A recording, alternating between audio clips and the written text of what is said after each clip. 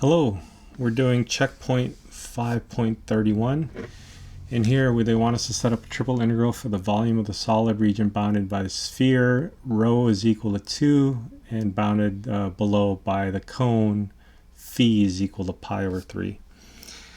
All right, so when you say rho is equal to 2, that's the radial distance from the origin. So that's, if you want to think about it, that's really the whole sphere. But it's bounded above by the sphere, so we're thinking that it's just going to be the top part of the sphere. And the cone is the phi measurement, remember, is a measurement from the positive z-axis, if we put this in 3 dimensions.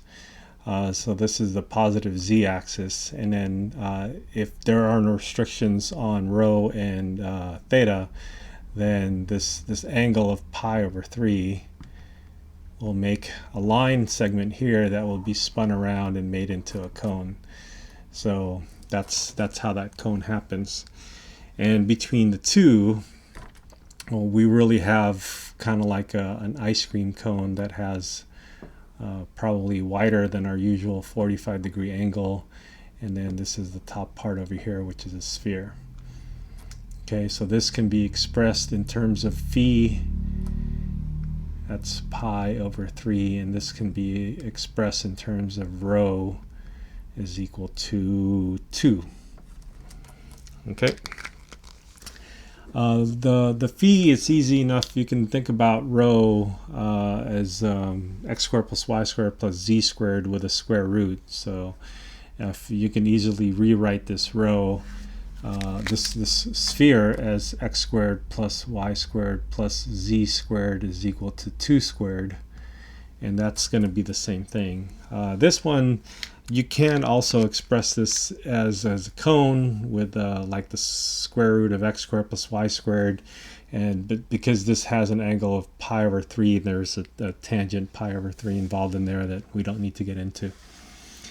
So in any case, when you're dealing with a solid that is a piece of a sphere, in this case it is in fact a piece of a sphere, then it's quite easy to express this in terms of a region in spherical coordinates. So in spherical coordinates,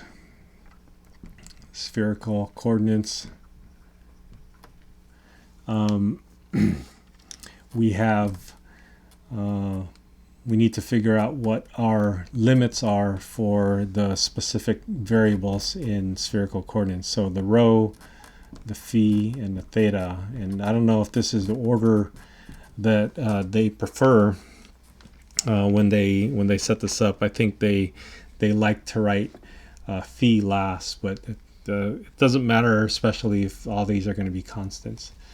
So the rho would be a radial distance from the origin to whatever the radius of the sphere is. In this case, is going to be 2. The phi is going to be the measurement from the positive z-axis, which is going to be, this is up against the z-axis and it drops down. So it starts off with an angle of 0 to pi over 3. And this is going to be all the way, spun all the way around from 0 to 2 pi.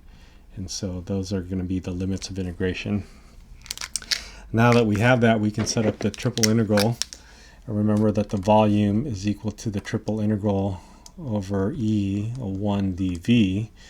That's your standard formula for the volume. In this case, we're going to do the triple integral 1. Now the dV in Cartesian coordinates will switch to spherical coordinates with, in this case, the rho, d phi, d theta. But there's always going to be this rho squared sine phi business that happens because of the transformation. So this is like a u substitution or a trig substitution differential that you need to include. And we're deciding to go rho first. Rho goes from 0 to 2. And then we're going to go phi next from 0 to pi over 3.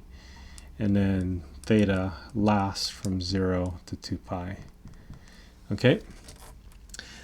Switching the order of these variables will not make a difference as long as you could stay consistent with switching the orders of the limits, because the limits are all constants.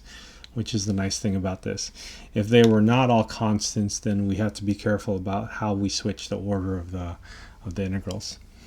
But this is a setup. You're more than welcome to plug this into an integrator calculator to figure out what the result is. Here they only ask for the setup, so let's not worry about the actual solution. Okay, I hope that helps.